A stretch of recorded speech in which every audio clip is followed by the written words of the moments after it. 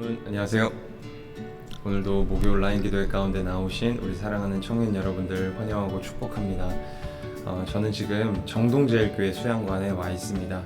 여러 가지 조금 확인해 볼 것들도 있고 그래서 오늘 오전에 출근했다가 바로 여기로 넘어와서 지금 온라인 기도회를 촬영하고 있습니다. 이곳에서 또 여러분들과 이번 여름에 또 함께 예배할 것들을 기대하면서 또 이렇게 둘러봤는데요. 올 때마다 더 기대가 되는 것 같습니다. 장소가 너무 좋고 주변 환경이 너무 좋습니다. 여러분들 꼭 기도하시면서 준비해 주셨으면 좋겠습니다. 8월 25, 26 금토입니다. 우리 직장인분들 꼭 연차 사용해 주시면 너무너무 좋을 것 같습니다. 네, 오늘 목요 온라인 기도회 또 기도로 시작하도록 하겠습니다. 기도하겠습니다. 사랑과 은혜의 하나님, 참으로 감사를 드립니다. 하루의 삶을 잘 살아내고 또 온라인 기도회 가운데로 모인 우리 사랑하는 청년들 한 사람 한 사람 기억하여 주시옵시고, 또 오늘도 말씀을 통해서 우리의 삶을 다시 한 번 더 점검하는 은혜가 있게 하여 주시옵소서. 감사를 드립니다. 예수님의 이름으로 기도하였습니다. 아멘. 네, 오늘 하나님께서 저희에게 주신 말씀은 사도행전 13장 1절에서부터 12절까지 우리 있는 자리에서 함께 합독하도록 하겠습니다. 시작.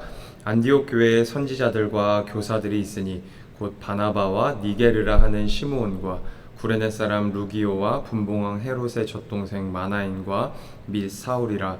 주를 섬겨 금식할 때에 성령이 이르시되 내가 불러 시키는 일을 위하여 바나바와 사울을 따로 세우라 하시니, 이에 금식하며 기도하고 두 사람에게 안수하여 보내니라. 두 사람이 성령의 보내심을 받아 실루기아에 내려가 거기서 배 타고 구브로에 가서 살라미에 이르러 하나님의 말씀을 유대인의 여러 회당에서 전할세 요한을 수행원으로 두었더라.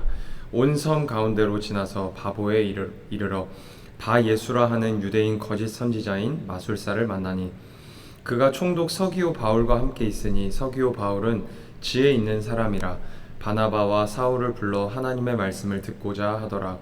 이 마술사 엘루마는 그들을 대적하여 총독으로 믿지 못하게 힘쓰니, 바울이라고 하는 사울이 성령이 충만하여 그를 주목하고 이르되 모든 거짓과 악행이 가득한 자요 마귀의 자식이요 모든 이의 원수요 주의 바른 길을 굽게 하기를 그치지 아니하겠느냐. 보라, 이제 주의 손이 내 위에 있으니 내가 맹인이 되어 얼마 동안 해를 보지 못하리라 하니, 즉시 안개와 어둠이 그를 덮어 인도할 사람을 두루 구하는지라. 이에 총독이 그렇게 된 것을 보고 믿으며 주의 가르치심을 놀랍게 여기니라. 아멘. 이는 하나님의 말씀입니다. 오늘 저희가 함께 읽은 본문은 예루살렘 교회 중심의 선교에서 이제 안디옥 교회 중심의 선교로 옮겨지는 역사적 장면입니다. 사도행전 12장까지는 베드로를 중심으로 예루살렘 교회가 선교의 중추적인 역할을 담당했었습니다. 그런데 이제 13장부터는 바울과 안디옥 교회가 선교의 중추적인 역할을 감당하게 됩니다. 하나님께서는 때마다 시마다 교회와 사람들을 선택하셔서 교회를 이끌어 가시고 또 사용하십니다. 어떤 시기에는 이 사람을 중심으로 교회를 운영하시고요. 또 어떤 시기에는 저 사람을 불러서 교회를 운영하십니다. 또 그게 목회자들이 그런 거겠죠. 또 어떤 때는 이 목회자님이 오셔서 또 공동체를 이끌어 가시고, 또 어떤 때에는 또 이 목회자님이 오셔서 공동체를 이끌어 가십니다. 전혀 눈에 띄지 않았던 사람이 갑자기 공동체의 리더가 돼서 교회를 이끌어가는 경우를 볼 수 있습니다. 그렇다는 것은 교회 중심에 있던 사람이 이제 중심에서 좀 벗어나서 교회 생활을 하게 되는 경우도 있다라는 것이죠. 중요한 것은 중심에 있든 중심에 있지 않든 하나님께서는 모든 사람을 부르신다는 것입니다. 저는 가끔 제가 설교 시간에도 자주 말씀을 드리는데요.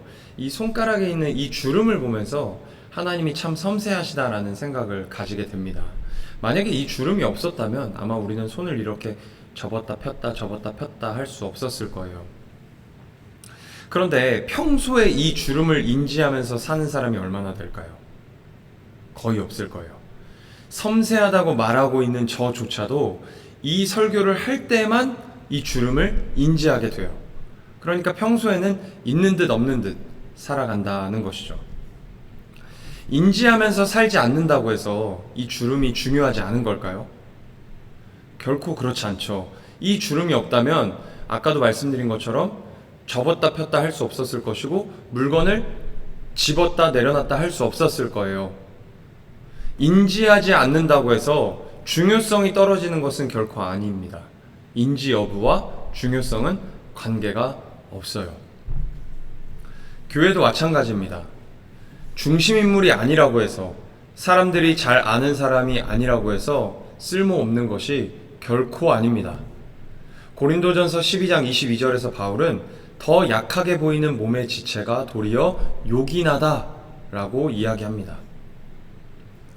하나님께서 저희 모두에게 역할을 주셨습니다. 그 역할로 나라는 사람을 보내신 거예요. 인간적인 눈으로 볼 때 없어도 되는 역할처럼 보일 수 있어요. 그러나 하나님은 결코 없어도 되는 사람이라고 말씀하시지 않습니다.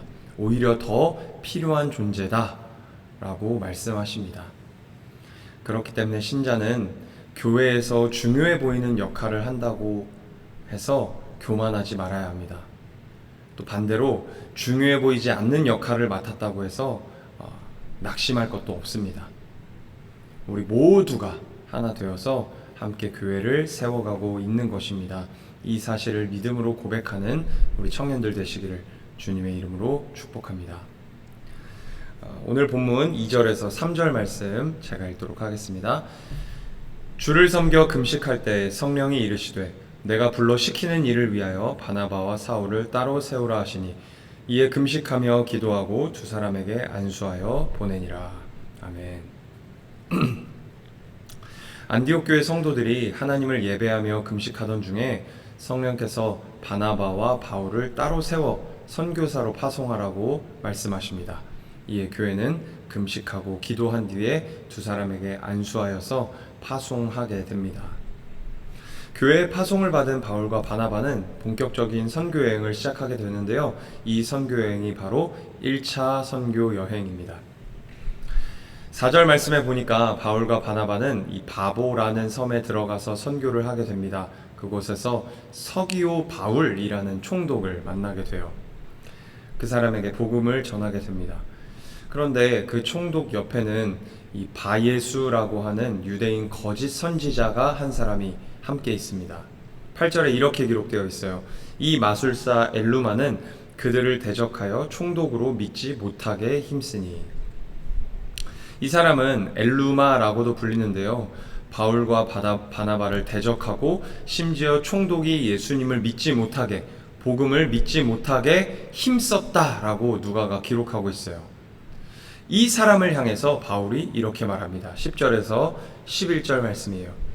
이르되 모든 거짓과 악행이 가득한 자요 마귀의 자식이요 모든 의의 원수여 주의 바른 길을 굽게 하기를 그치지 아니하겠느냐. 보라 이제 주의 손이 내 위에 있으니 내가 맹인이 되어 얼마 동안 해를 보지 못하리라 하니 즉시 안개와 어둠이 그를 덮어 인도할 사람을 두루 구하는지라. 아멘. 복음이 전파되는 것을 방해하던 바 예수는 눈이 머는 심판을 받게 됩니다. 참 아이러니한 장면이죠. 얼마 전까지만 하더라도 이 바울이 바예수 같은 사람이었어요.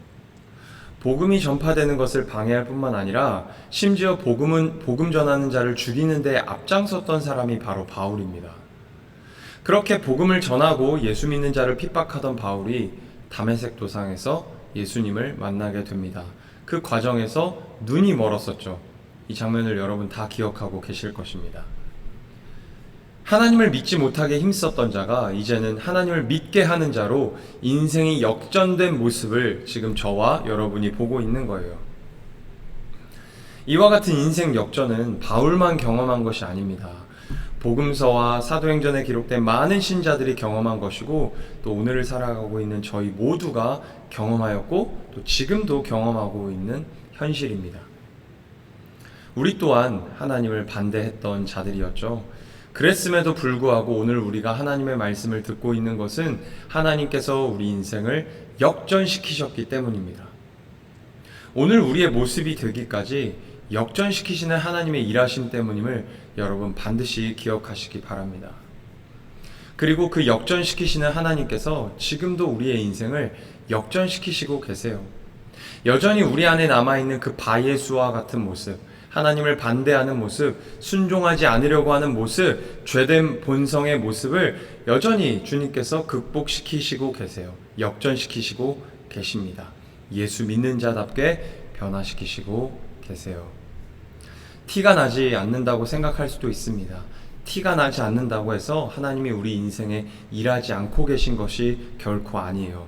나도 모르는 사이에 지금도 여전히 변화되어지고 있습니다. 그래서 이 시간들이 쌓이면 결과적으로 우리가 내가 변화되었구나 라고 느끼게 되는 순간이 반드시 오게 될 것입니다. 우리 인생을 역전시키시고 계시는 그 하나님을 신뢰하시기 바랍니다. 오늘도 변화되어지고 있습니다. 그 믿음 가지고 담대하게 또 당당하게 살아가시는 우리 청년들 되시기를 주님의 이름으로 축복합니다. 기도하겠습니다.